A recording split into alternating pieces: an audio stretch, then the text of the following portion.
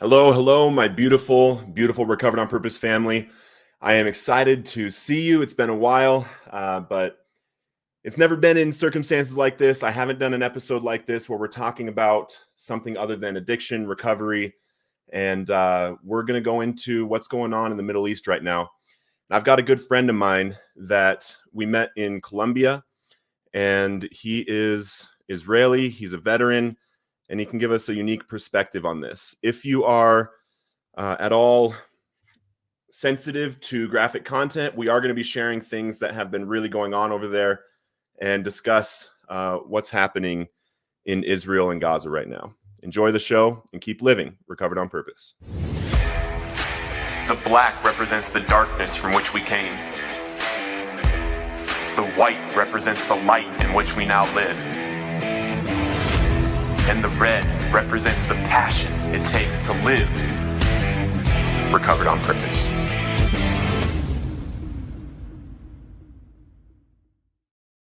Hello, everybody. I'm going to bring my friend Uri in. And for you that are just hopping on, brother, it's good to see you. I'm really sorry that it's on circumstances like this, but we're about to have a conversation about what's going on. Thank you, Adam. Yeah, good to be here. Unfortunately, not in these circumstances, but yeah, it is what it is, you know? Yeah. And, you know, I only do podcast episodes, or I only have about addiction and recovery, positive mindset and things like that. But this is something that hits so close for me because as a believer, I believe that, and it's biblical. We're supposed to have the nation of Israel at heart. We're supposed to back the nation of Israel. And from what I'm hearing, the things that are going on over there literally have not happened since the Holocaust. Nothing to this scale. Yeah. So tell us a little bit about what you know of what's going on over there before we share any of the footage or anything, but kind of your thoughts up to this point. Well, Saturday was a very sad day. Hamas surprised us. So, we have a very strong, or so they say, it's a very strong military, very strong intelligence units, and out of nowhere, we have no idea still how it happened. They're going to investigate after because we're in so much trouble right now. But long story short, they surprised us Saturday. Somehow they were distracting by firing rockets all over, and then they bombed the entrance to Israel from Gaza. And I want to say 50 trucks came in, and they started massacring people, like executing, shooting, kidnapping, whatever they can. Huge scandal for Israel. Very sad, and that's what's been going on. It took a couple of days. I want to say 2-3 days until we completely got in control of entire Israel, like that. We made sure there are no terrorists in and whatnot.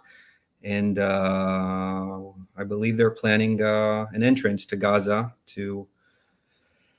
They're saying to get rid of Hamas, which caused all this. Hopefully that happens. I hope that. And we have a lot of kidnaps. We have Hamas is saying that we have 160, I want to say, kidnapped people. I believe that's about the right number. At first, Israel was kind of quiet about it for reasons I can imagine.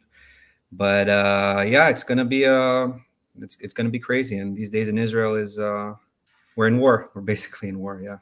Yeah. And for anybody that is watching that might not know yet, what's the difference between Hamas, the Gaza Strip, Palestinians? What's the difference that's bringing all of these things kind of together? Okay, so I will tell you to the best of my knowledge. I might be off a little bit in some details, but so basically, 1948, Israel received from the UN an okay to have Israel as a state for the Jews. That was after the Holocaust. And at first, whoever was in Israel territory from Israel, they got like a Israeli passport, so to speak, like Arab Israeli passport, part of us. And whoever didn't want went to separate areas. I want to say in 1987, Hamas was founded, which is a terror organization. Um, in the mid 2000s, again, I might be wrong, but we left certain areas and gave the Gaza area or to Hamas control. So before that, basically, Israelis were able to be in be in Gaza area. There were Arabs there, but Israelis would come and go, and it was safe. 2000, can't remember the year. I want to say 2004. I might be wrong. We gave it to Hamas. Basically, they control Gaza Strip, and since then there is a conflict. Basically, of they want Israel. They want entire Israel.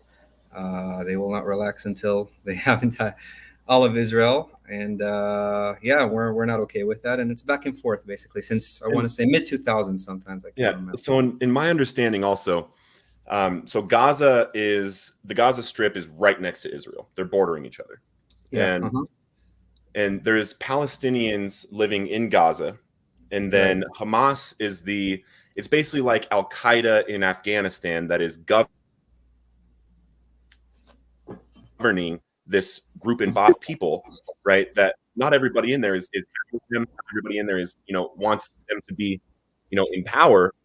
But yes, yeah, you got it pretty much right. Basically, Hamas governs Gaza by elections, but yeah, these are not democratic elections. They're a terror organization by all means, and yeah. So even the people, there are people that want peace. There are people that want to live together. There are all kinds, but they can't really speak up. Those voices can't be, at least not in Gaza Strip. There are Palestinians in other parts of Israel where it's a whole issue by itself, but. Yeah, in Gaza, you can't really say anything. You can be executed. You could be whatever. Yeah, it's Hamas governs Gaza, basically. Yeah.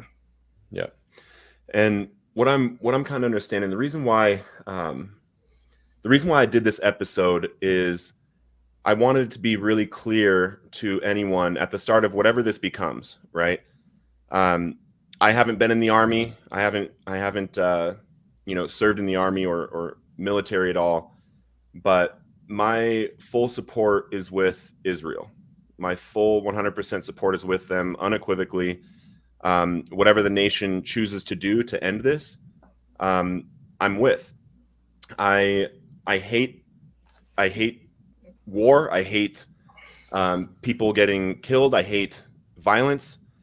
And I just wanted to be really clear where I stand with this. And man, the things that are going on over there trip me out really bad. And this is something new that the world hasn't seen. And the reason why I hit you up like kind of nervous, the first place they hit was a music festival. Yeah, so I think, with social media today, it's not really difficult to know what's going on. And they had basically intel that there is a music festival going on very close to the border.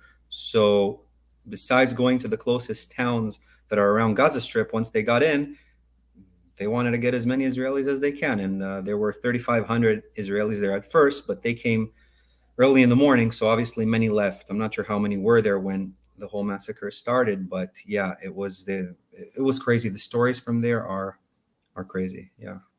Yeah. And I'm going to, guys, again, if you're watching, if you have sensitive, if you're sensitive to graphic content, we are sharing some things that we have hold of, footage and things for this. But this is that festival that's getting hit.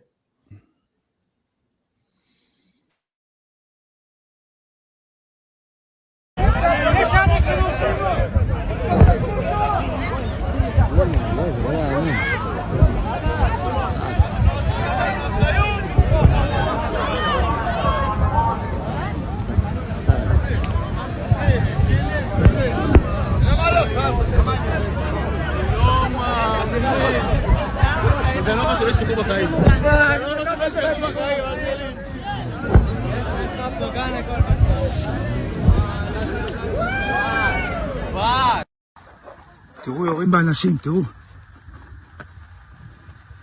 תראו הסרוטים. תראו, אנשים מקבלים יריות.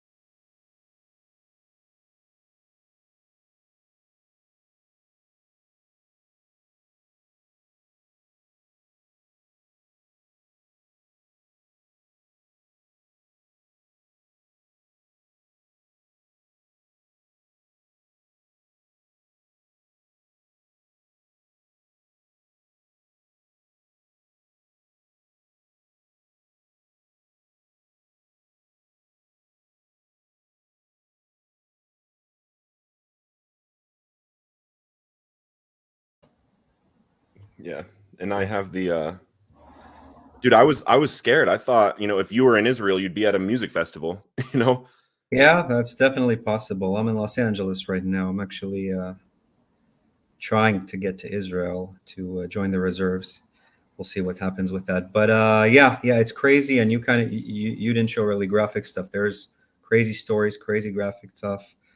Yeah. They basically waited in the entrance of the festival for people to run away and flee, and they were killing them. So in that festival alone, about 300 random civilians were killed. And not that not that it's okay to kill a soldier, but I can kind of get behind the idea of fighting an enemy, killing soldiers. But that's the problem with Hamas, that they don't go by any international laws or rules. Like it's just it's a different kind of it's like ISIS, like you said. We compare them to ISIS. It's just, if you don't go with our agenda, even in Gaza, it's not only Israel, especially Israelis and the Zionist enemy, so they call us, but whoever doesn't go by their agenda or follow the rules is subject to similar consequences. And in their founding documents, and I heard Ben Shapiro talking about this, that their founding documents are literally genocide for Jews. It's the same as, and the way that he put it was, when Nazis said that, everyone is against it, right? If a Nazi says, genocide to Jews, they're against it. Yeah. And then when this group says it, they're like, well, there must be a fight over land, right? Like, I don't Yeah, care what land you're fighting over. You don't go into a town and behead babies in front of their parents. That's the stuff that's going on over there. that's the exact problem. If we can talk hours about the stories that of what happened there and the things they did that are inhumane, not just fighting against a purpose or whatnot. But it starts with Jews. For them, it's really the entire Western world. But yeah, the Jews are their number one priority, and that's exactly the problem Israel is facing, where um, there are a lot of Israelis, I want to say most Israelis, that want peace. And there are a lot of Arabs actually that want peace. They just want to live peacefully. In the end of the day, most of the people, they just want to be in their own comfortable life, work, live, have children. They don't want war. Not a lot of people want war. But it's literally impossible to do it with Hamas, like anytime they got aid money to recover, to put it in hospitals, schools, whatnot, they use it for terror. They buy more bombs, they buy more weapons, they dig tunnels with explosives. Like they are a terror organization, and that is the problem we have, that we can't really negotiate with them. Yeah, and what I'm hearing, it's like if all of Israel's guns and munitions were taken away in a moment, they would get overrun by Hamas. But if 100%. Yeah. Hamas, Yeah. if Hamas all of a sudden had no guns, no bombs, nothing, they would be at peace. Israel wouldn't attack. Israel would have no reason to. They gave them that land, right? And they're not thinking of going in and doing these things. But man, I don't. I would be invading the crap out of somebody if they came in and started doing the things that they were doing, right? I have another. 100%. And we have many times to a certain extent. So we've had situations, not where so many people were killed, but when they would fire rockets and a couple of families would die, or something on a lower scale. So we would enter Gaza and try to kill their leaders. Only Hamas leaders is what we aim for, even though the world or sometimes they say that we're killing innocent people. All right, as a soldier, I can tell you we have very, very strict rules and protocol about what we can and can't do. We are not allowed to just shoot someone with no reason. You're not allowed to shoot someone unless there's an immediate death threat to you. So even if someone, this is the protocol, right? So even if someone, let's say, through a bottle that's like with fire on it, Yeah. they call it, yeah, on you, at that moment, you're allowed to shoot them to kill. Like once they start running away, you're not allowed to. Like the protocol is very strict, and we get punished if we do wrong. And I'm not saying Israelis are saints. There are extremists in the Israeli side, and there are people that don't follow protocol, but they'll get punished. So what I'm trying to say is the ideology and what we're supposed to do is very, very different than what Hamas does, and that's the problem we have. So yeah, we have entered Gaza to try to stop it, but we're getting a lot of backlash from the world, pressure every time we did it, which is crap, because what Hamas is literally doing and what they've done is they've made their bases under a hospital. Exactly. So it's not exactly crap for the random person viewing it. I can get it if they see on the media, they're not educated, they don't look into it, and it's very sad if a random person died, which we try not to, because we bombed an area where they fired rockets from, and a child died. We're not happy about that. But if that happened, and they will go and find that child and put him in the air and take pictures and say Israelis kill children, that's basically what's happening. They're very strong with propaganda. So for us, it's very difficult to battle that and to reason that to the world, and that's why many times we get backlash from the world that we have to stop. It's all propaganda, because in reality, the stats are for war. There's wars where the combatant civilian casualty is 9-to-1 ratio, where it's civilians 9 casualties and combatants 1. And with every war brought in, 67% of casualties are civilians. Right. So everybody's acting like this is something new, right? Where civilians, where it's happening, it's not the target. But dude, what Hamas is doing is they're literally hiding behind kids. They're hiding behind women and making it so that they can use this as propaganda. They're doing this to be attacked there. They're killing their own people on purpose. 100%. And they don't value human life like you and I do, or like a normal human being does. Their agenda is you're good to die for the cause, and they really don't care, especially the leaders. It's a whole different agenda that they have, and like you said, they use children as human shields. They'll fire rockets from hospitals or from, so then if we try to stop it and fire back at it, then it looks terrible. Like Israelis, you'll see in the news immediately, Israelis bombed a hospital. So I truly believe, especially as someone that served in the military, that as an army, we are the most humane army in the world, at least by protocol. 100%, I believe in this. But like you said, civilians will die, like it happens. And we try as much as we can not to. We have a protocol in Gaza that before we bomb anything, we let them know. We throw flyers or like paper all around saying, and they get messages and calls like, please leave this area. You're in an area where there's Hamas organization, like a day or two in advance, and then we bomb it. Like we literally do that. And to use for contrast, I'm going to play a 5-second clip, and then I'm going to have you explain what's going on here. Okay? Yeah.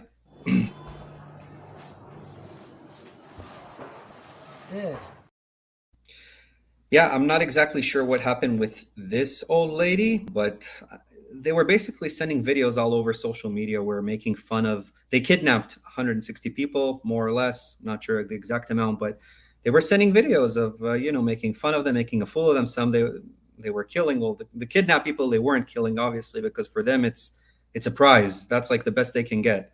If people are familiar with Gilad Shalit, it's a soldier that we had kidnapped. I want to say late 2000s, 2007, 2006, somewhere around there. And we ended up negotiating with them, releasing 1,000 prisoners for that one soldier. So what I'm trying to say is, for them, having a kidnapped soldier, civilian, is a huge prize, because then they know that we can pay a lot for it. Obviously now, with so many kidnapped people, it's not possible. I'm not sure what's going to happen. That's a crazy situation by itself. But they kidnapped. From what I'm seeing, Israel's arming up like 300,000 troops to go in. Yeah, I'm not sure about the numbers, but they're arming up left and right. As much as we can. We gotta protect ourselves. Yeah. And then this is a different woman. Okay. Yeah. So انت اشرب لغاد وخلاص. عديه عطلها يا حجه. هاي جنديه. عديه.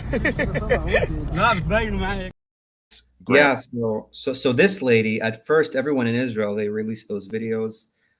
She's 85 years old. So everyone at first was, many people were under the assumption that she has Alzheimer's or something, because at first view, I also thought the same thing. She doesn't look all there. Like, she doesn't look scared, sad, anything. But no, her granddaughter was interviewed on Israeli television. And basically she's saying, no, not at all. My grandmother is coherent as can be. She's been through it a lot in life. She's seen, wars, and she's been through a lot. And she does not want to give them the pleasure of showing that she's scared. She's in any kind of, she wants to stay strong, and but she is under medication. And if they don't give her that, she's gonna die soon. But yeah, basically, to me, this is the difference between any war is bad in my opinion, and some of that is beyond me. Obviously, all of it is beyond me, but even in war, there are rules. There are humane rules that you can't do. And to me, if you're going for children, a grandmother, kidnapping, executing people, random people at a festival, that is not war. That is not fighting for a purpose. Yeah. That is just being evil. And that's why we compare them to ISIS. And to put this in perspective for Americans, right? We had a mass, we've had mass killings here, right? I went to Columbine High School. It's very close to home for me. And, the Las Vegas shooter, I believe, killed 58 people. Yeah. Right? I remember that. 58 people. And it was horrible. My cousin was there. I had another good friend that was there at that concert. And we're talking about a country where there's only 16 million Jews in the entire world, and 260 of them were killed at a festival. Yeah, and about 1,000 were killed in total just by them So I don't know if you're aware, but besides the festival, some of them went to the festival. A lot of them went to the closest towns, to like 6-7 towns around Gaza Strip, and they either kidnapped people back to Gaza or they killed them broad daylight, like bam, bam, bam. They were killing women, children, whatever they can. I mean, there's one story that they let a child go and then they use it basically, but it's super sad. A mother was with her child texting each other. Her daughter's like 5 years old, and she's texting her mom. They're here. The terrorists are here. She's like, what's happening? Basically, and the daughter's text.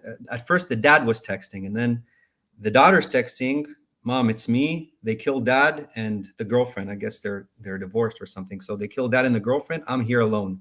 And she waited with her on the line for a few hours until they came. Basically, they spared the little daughter, which is also thank God in that occasion. But yeah, the trauma she's going to have, they took the dad and girlfriend and killed them randomly. But what I'm trying to say is they went to towns and just killed random civilians, random people, no purpose. There are horror stories.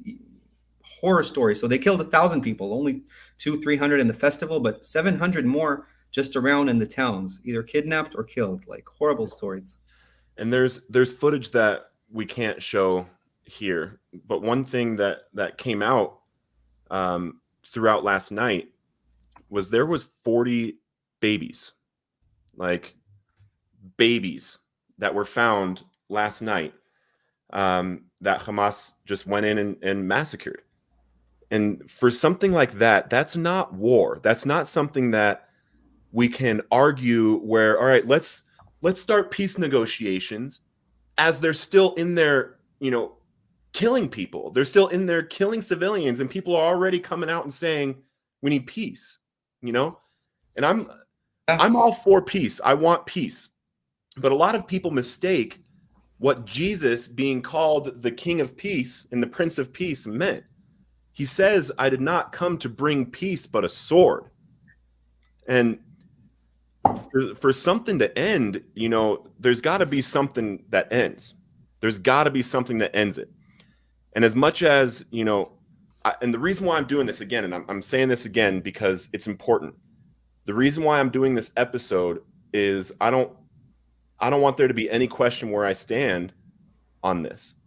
Whatever Israel needs to do to protect their nation, I'm with. It says it in the Bible. If you're one of the followers that's in Recovered on Purpose, it says all over the Bible that we are to stand with the nation of Israel. And this right now is evil.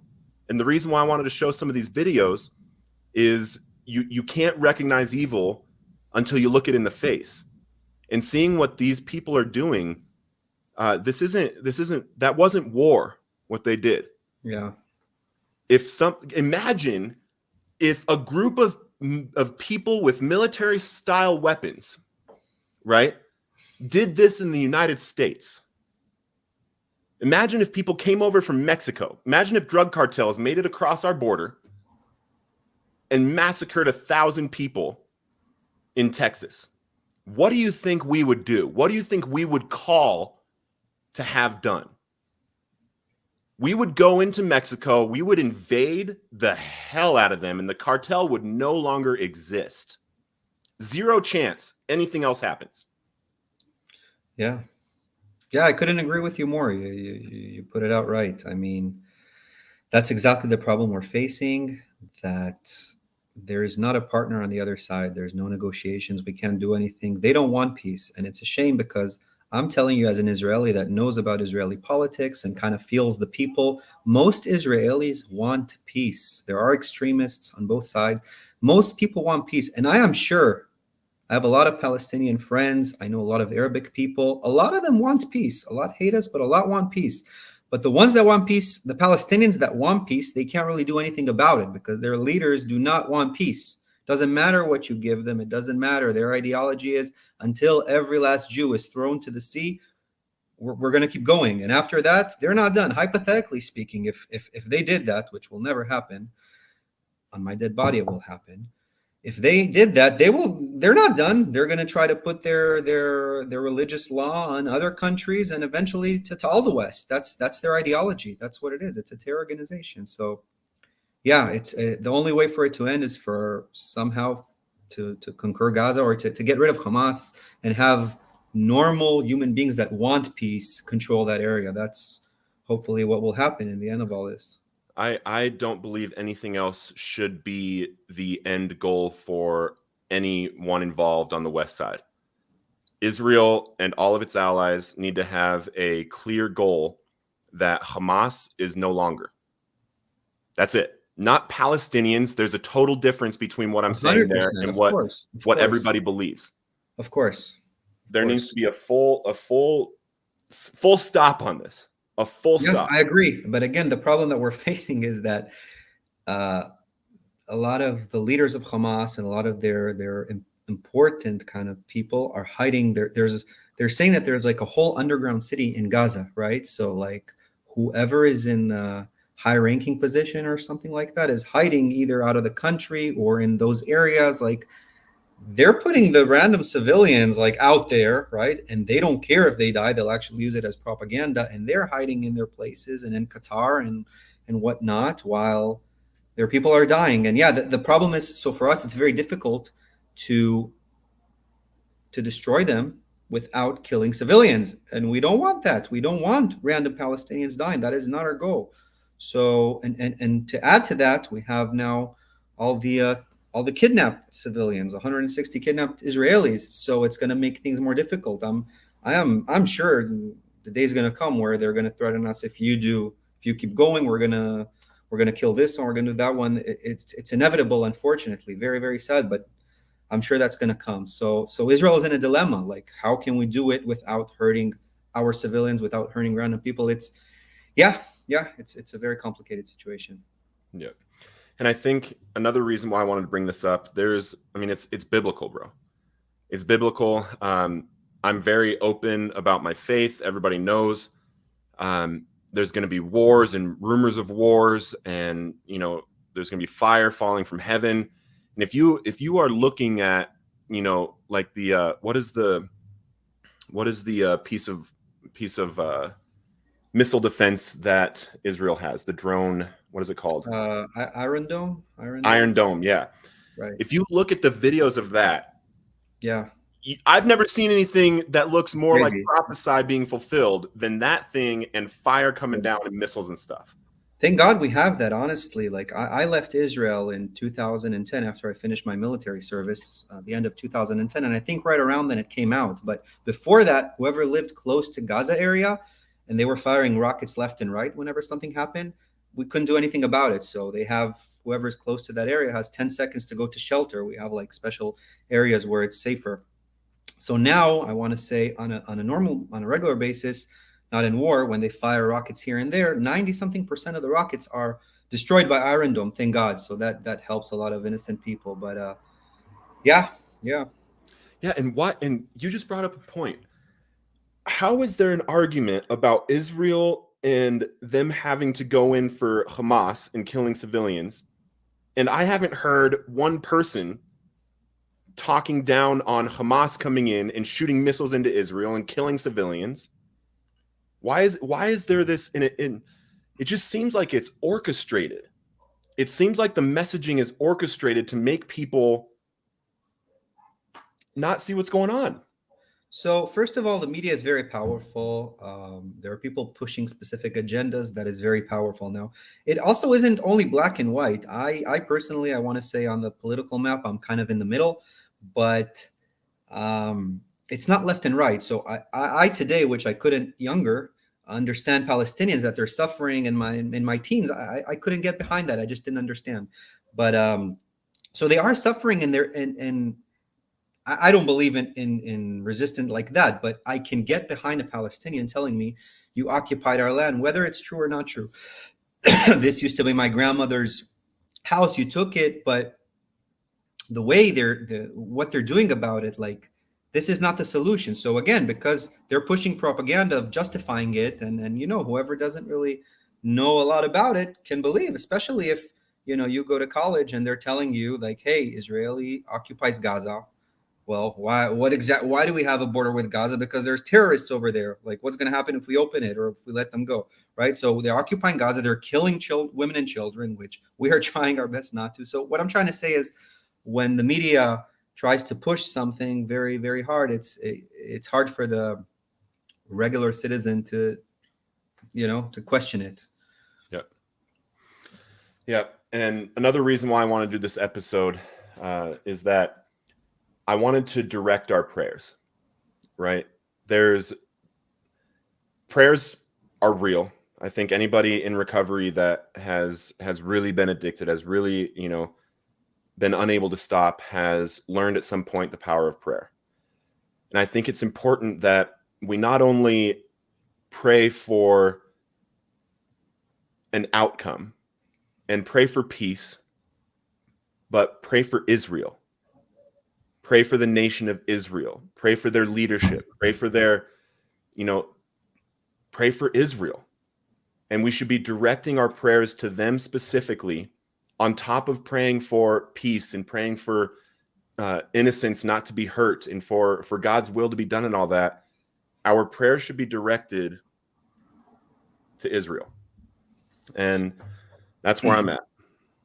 Yeah, I'm with you. I pray for Israel. I also pray for Palestinians that want peace and just want to live peacefully, as well as Israelis, which I think is most of Israelis, and some Palestinians. I hope there's more.